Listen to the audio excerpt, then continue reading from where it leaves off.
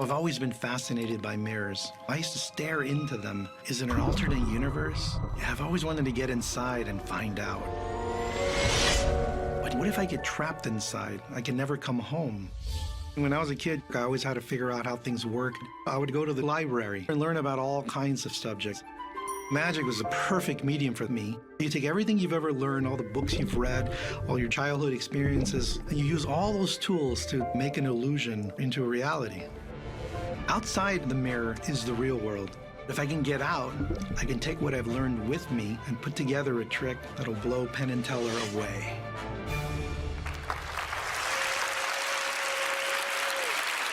Please welcome the magic of MIGZ. Now, magic has taken me years and years to learn how to do. Many lonely years. In front of a mirror. Well, you'd be surprised how much time magicians spend in front of mirrors, and some of them even practice. Which is why I brought my mirror. You see, I was practicing the other day. No. I was practicing the other day, and that thought occurred to me. You see, I know mirrors reflect images, light. But what if one day, somehow it absorbed it instead, like a black hole? What would that look like? And what would my hand look like? Let's find out. Now, without causing any risk injury to myself or to any of you, let's use playing cards. Because playing cards have 52 different images. Which one to choose? You know what, let's make this simple. Pen. Yes. You can help me select a card here. I'm just gonna flip through here, just tell me when to stop. Stop. Stop me right here. Now, the idea is that the mirror is going to absorb the image of this card, 8 of clubs. I'll be fair, I'll leave it right here. Now remember, the card is not going inside the mirror. No, it's the mirror is going to steal the image like a black hole. Watch. I think I felt something, look. The card has definitely changed. And when I mean that image is gone, I mean it is completely gone.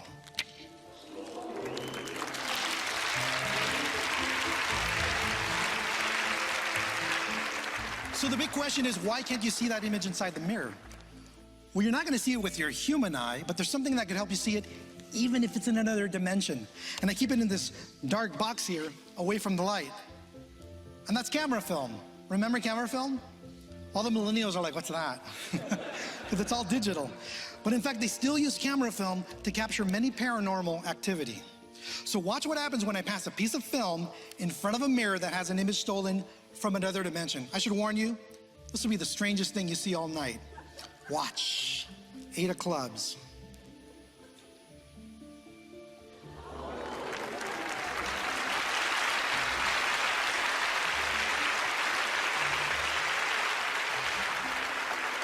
What? I mean, it's almost like a vampire effect. And look, if I bring it right to the surface, I can actually bring that image back to this world.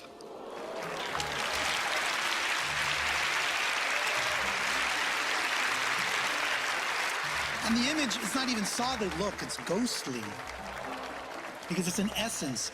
It doesn't belong to the film. It belongs to the playing card that it came from. See how that fits? Both sides, that film will return that image. Home sweet home.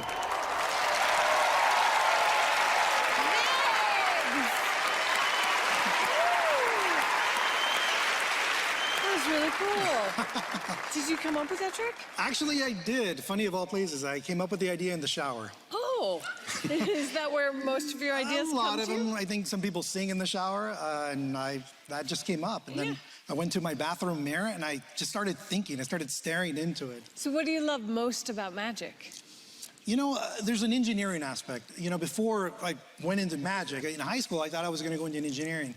And, you know, my oldest brother, he became an engineer, but he and I would go to the magic shops together. And so he became an engineer, I became a magician. But I have the engineering spirit. You know, again, how do you get an image inside a mirror? How do you get something to appear? I had to think about all that. I had to, in a way, reverse engineer it. You know what you want, but then you have to figure out how to do it and make it look like magic. That's the hard part. All right, let's see what the boys thought of your trick. Oh, okay.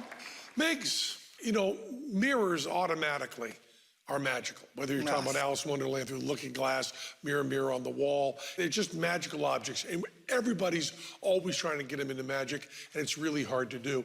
And the mirror is the centerpiece of the whole routine, and yet the mirror is just a mirror. The mirror is in a certain sense misdirection to the other stuff with other things.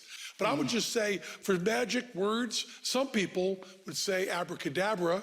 We would say ton onosaka. Do you know what that means? So is that's Japanese for they figured it out? Yes. Hi. All right, well, thank you. Oh, yes. Right on, too. Thank you so much. Thank you. Up next, more of TV's best magic, including a trick by our very own Penn and Teller. Stay close.